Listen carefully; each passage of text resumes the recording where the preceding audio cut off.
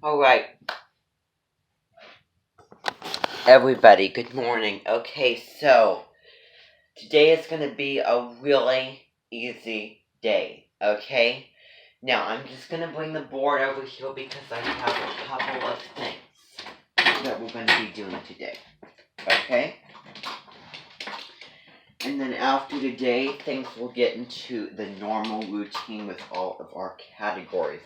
You'll probably meet every once a day or every 2 days. I'm going to discuss a whole section, depending on how long it is, or just portions of a section. And that might be just, one day after the next.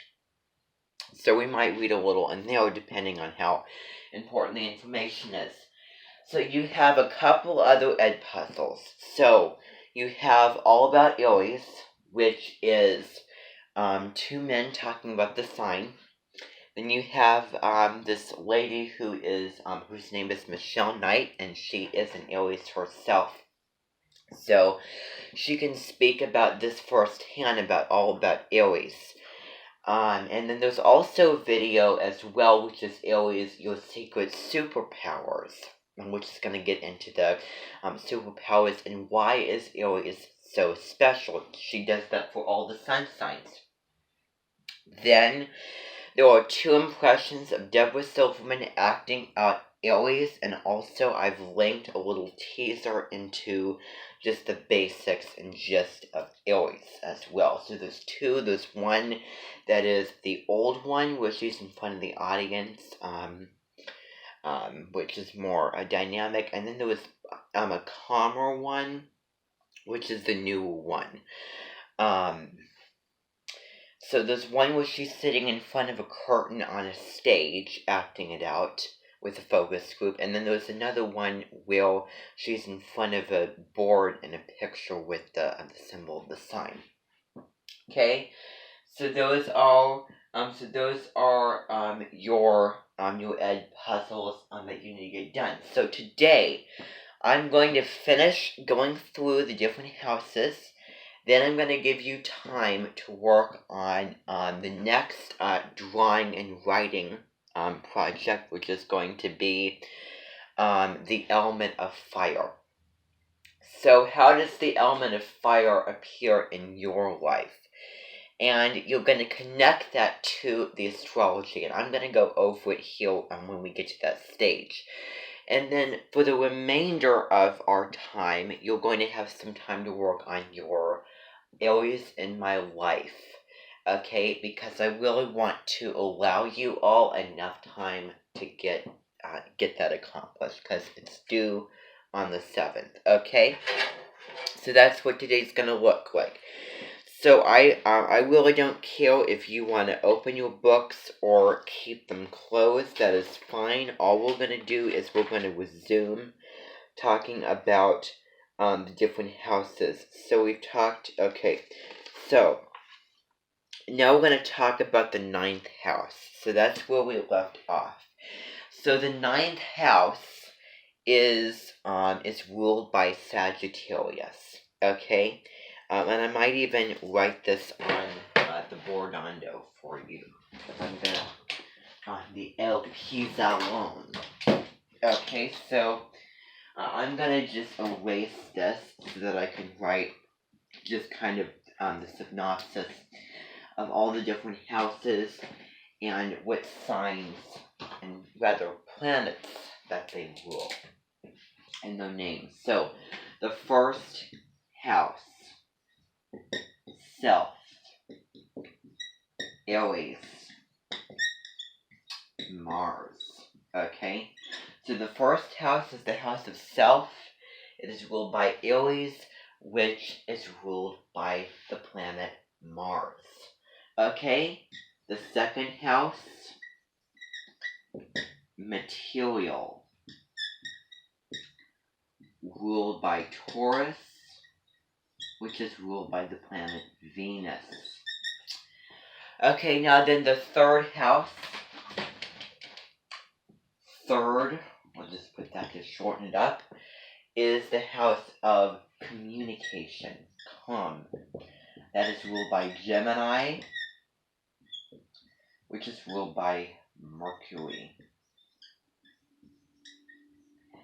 So then the fourth house, with several names, is the house of home, emotion. So ruled by Cancer, which is ruled by the moon. Okay, and so then the fifth house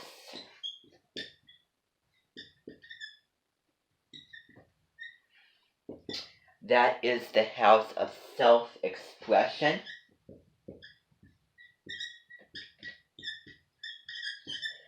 Leo, and then the sun.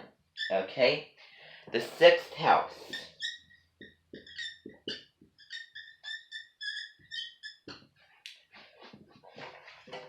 The sixth house is the house of service. Virgo, and then, okay, that's also ruled by Mercury. So then the seventh house, relationship, Libra, Venus, in addition to Taurus in the second house. So the eighth house, ruled by Scorpio, is the house of transformation, and I really do not understand that house. Scorpio, Pluto, the planet farthest from the sun. Mercury is the planet closest to the sun. Now we're going to talk about the ninth house.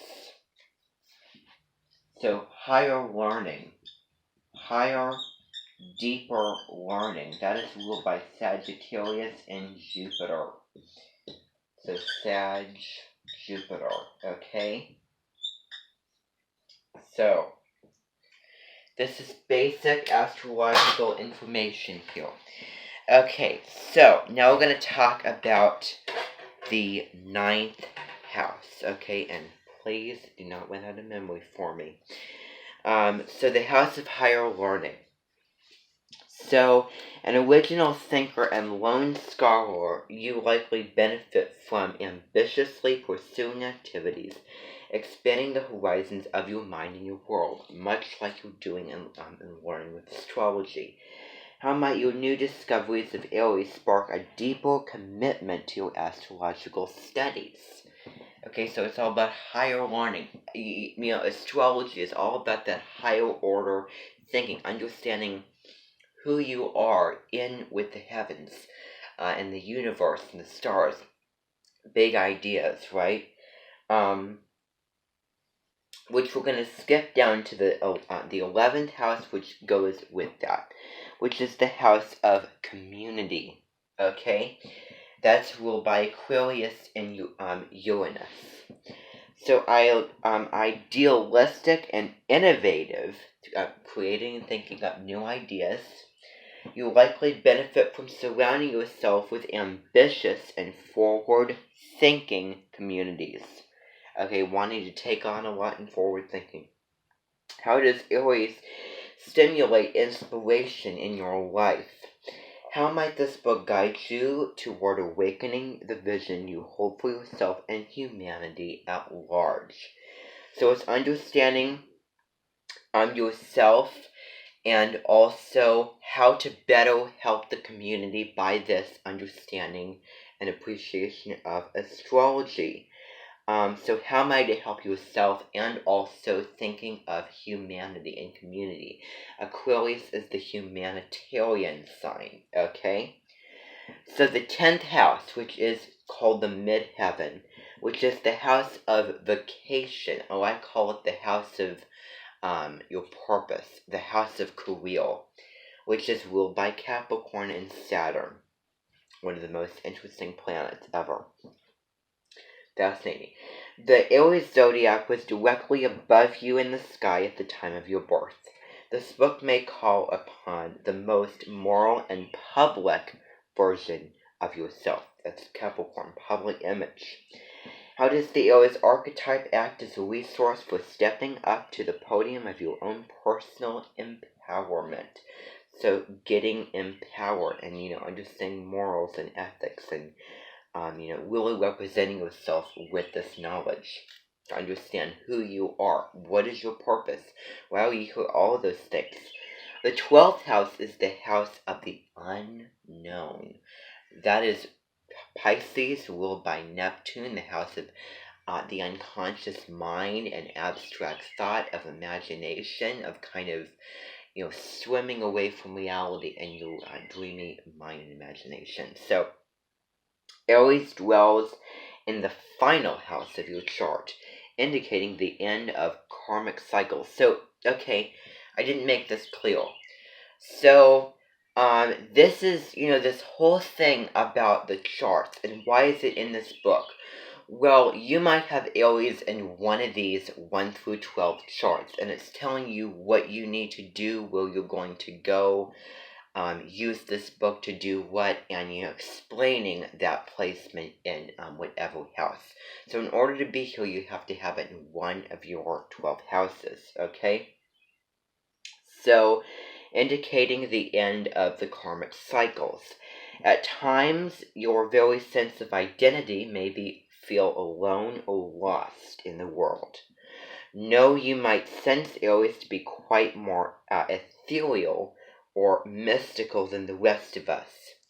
How might this exploration of Aries inspire you to let go through your imagination and creative visualization? How does Aries energy evoke within you a connection to spiritually and the other world? So these questions you're thinking about which one based on the placement of Aries in whichever house. Okay, whichever sign of the planet. So, ruling. So, those are different houses. Okay? So, what I want you to do is I want you to, on just a little sticky note, just on a piece of paper that you're cutting out, write down which house in your chart is an Aries, and tell me how does that affect and what does that mean to you as your personality, and what will this book, what will this class, what will the learning do for you, okay? So that's something that I want you to do, okay? In addition to the element of fire thing, which I'm going to explain.